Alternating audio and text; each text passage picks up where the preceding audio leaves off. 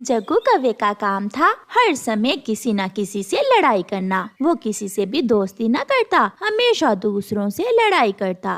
जग्गू कौवा, चिड़िया का बेटा कुकू, कबूतर का बेटा कीकी, तीनों दोस्त दाना लेने जा रहे थे। कुकू, ये दाना मेरा है, मैंने ये दाना कल देखा था। हम सब एक साथ आए हैं, हम सब मिलकर दाना ढूंढेंगे। अगर ऐसे ही लड़ते रहे तो सबको भूखे ही घर जाना पड़ेगा। मगर जग्गू कौवा जल्दी से वो दाना खा लेता है। वो फिर से उड़ते हैं। वो जैसे ही घने जंगल में पहुंचते हैं, तेज बारिश शुरू हो जाती है। वो तीनों एक पेड़ के पत्तों में छुपकर बैठ जाते हैं। मम्मा कहती है ऐसी बारिश में उड़ना पक्षियों के लिए नुकसानदेह होता है। हम यहाँ बैठकर बारिश के रुकने का इंतजार करेंगे। मुझे तो बहुत भूख लगी हुई है, अभी तक तो मैंने एक दाना भी नहीं खाया। तुम यहाँ बैठो, मैंने तो दाना खा लिया है, मैं तो चला अपने घर। जग्गू, नाना ऐसा न करना, बारिश के साथ तेज हवा भी है, तुम्हें ठंड लग सकती है। मगर जग्गू कौवा अपने दोस्तों की कोई बात सुने बिना ही वहाँ से उड़ता है। वो अभी थोड़ी ही दूर गया था कि हवा और भी तेज हो जाती है। उसके लिए उड़ना बहुत मुश्किल हो गया था। जग्गू कौवा कभी आगे जाता तो कभी पीछे। बारिश और तेज हवा में तो बड़े पक्षी भी बहुत मुश्किल से उड़ते हैं। वो तो अभी छोटा था। वो गिर जाता है और सीधा कांटेदार झाड़ियों में जाकर फंस जाता है।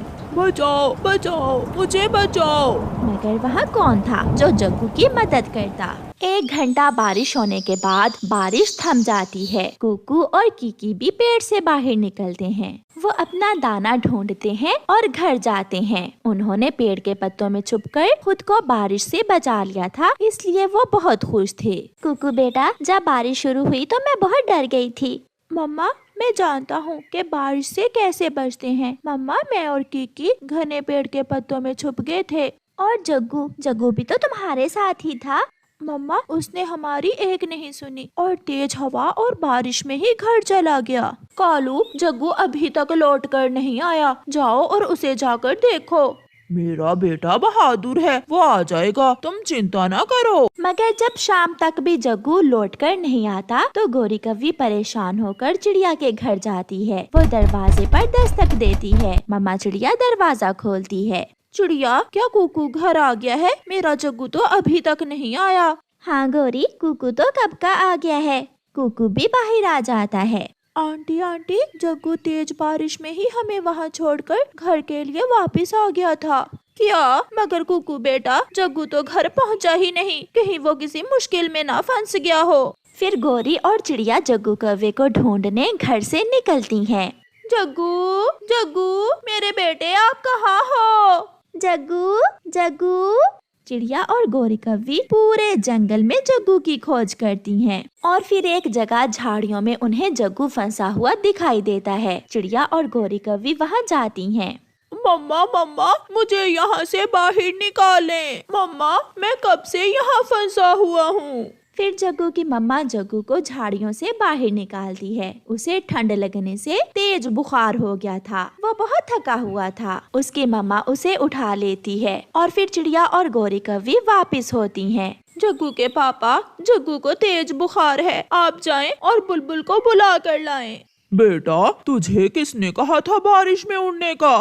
पापा सॉरी, मुझसे गलती हो गई, मुझे अपने दोस्तों की बात मान लेनी चाहिए थी। फिर कालू कौवा जाता है और बुलबुल को साथ लेकर आता है। मम्मा, मैं जग्गू को देखाऊं, वो कैसा है? हाँ बेटा, उसे तेज बुखार है, तुम्हारे जाने से उसे हौसला मिलेगा। फिर कुकू जग्गू के घर जाता है।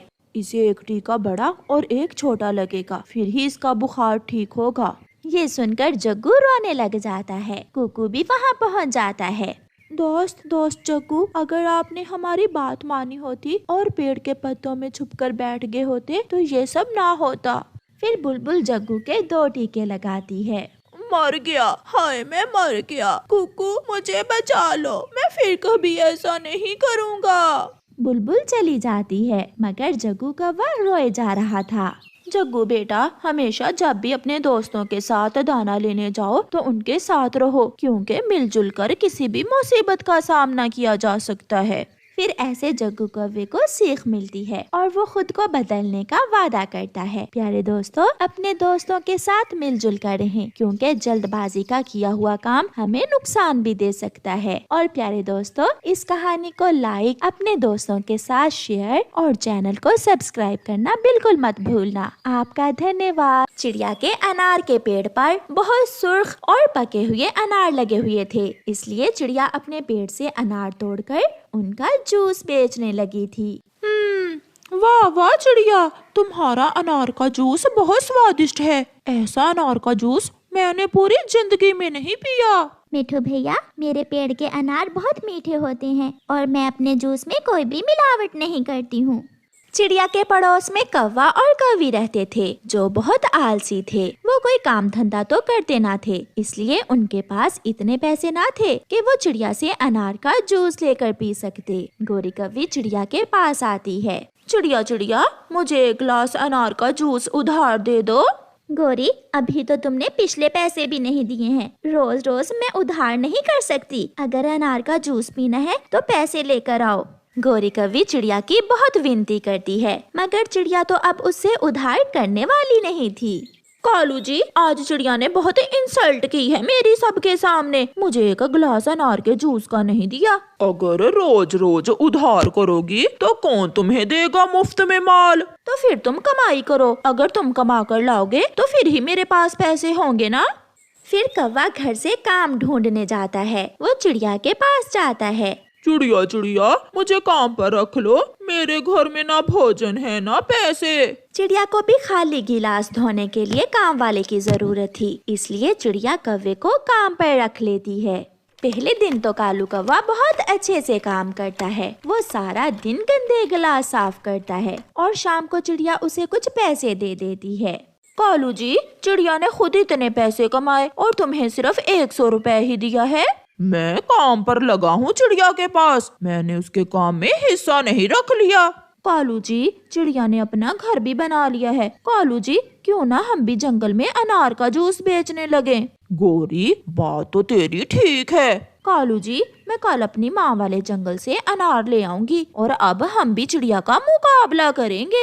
फिर दूसरे दिन वो ऐसा ही करते हैं। गोरी कौवी अपनी माँ वाले जंगल जाती है और वहाँ से कुछ अनार लेती है, मगर गोरी के अनार पूरी तरह पके हुए नहीं थे।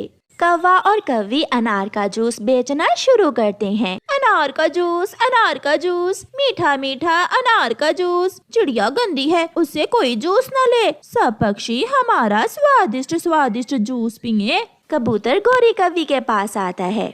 गोरी, मुझे एक गिलास अनार का जूस दे दो। गोरी कौवी कबूतर को एक गिलास अनार का जूस देती है। गोरी, तुम्हारे अनार के जूस का रंग तो इतना लाल नहीं है, मैं नहीं पीऊंगा ये जूस। गोरी डंडा निकाल लेती है। गंदी आंखों वाले कबूतर, अब ये जूस लाल है या पीला, ये तुम्हें पीना ही होगा। डरते हुए कबूतर गोरी कौवी से जूस लेकर पी लेता है। छी छी, इतना बुरा जूस था, ना रंग ना स्वाद, छी छी। फिर गोरी कौवी और कालू कौवा सारा दिन बैठे रहते हैं, मगर कोई भी ग्राहक नहीं आता। कालू जी, किसी तरह चिड़िया की रेसिपी का खोज लगाओ कि चिड़िया कैसे जूस को लाल करती है। हमारे जूस का रंग चिड़िया जैसा लाल नहीं है। ये तो बहुत आसान है। फिर दूसरे दिन सुबह सवेरे ही कालू कौवा चिड़िया के ठेले के पास पेड़ के पीछे छुप जाता है। चिड़िया भी कालू कौवे को देख लेती है और चिड़िया कालू कौवे को सबक सिखाने का फैसला करती है। पहले निकालेंगे अनार से दाने और फिर इनका निकालेंगे जूस। थोड़ा सा नमक मिलाकर 2 चम्मच लाल मिर्ची के डालकर जूस को लाल कर लेंगे। ये रही मेरी सीक्रेट रेसिपी। ऐसे चिड़िया कौवे को दिखाकर जूस बनाती है। जान ली, मैंने चिड़िया की सीक्रेट रेसिपी जान ली है। फिर कालू कौवा भागा भागा गोरी के पास जाता है। गोरी गोरी, मैंने देख लिया चिड़िया कैसे लाल लाल अनार का शरबत तैयार करती है। फिर कौवा और कौवी अनार का जूस निकालकर उसे लाल करने के लिए उसमें 2 चम्मच लाल मिर्ची के डाल देते हैं। कालू जी, सच आज हमारा शरबत भी चिड़िया जैसा लाल है। फिर गोरी कौवी अनार का शरबत बेचने लगती है। जूस जूस, लाल लाल अनार का जूस, मीठा मीठा जूस।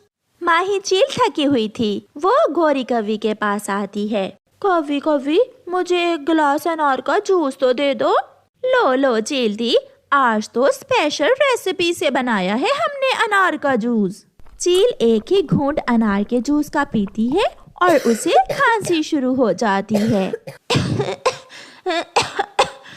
गोरी की बच्ची, ये कैसा जूस है, एकदम कड़वा। ऐसा कहकर माही चील गोरी कवि की खूब पिटाई करती है और ऐसे गोरी कवि को सजा मिलती है। प्यारे दोस्तों, इस कहानी को लाइक, अपने दोस्तों के साथ शेयर और चैनल को सब्सक्राइब करना बिल्कुल मत भूलना। आपका धन्यवाद।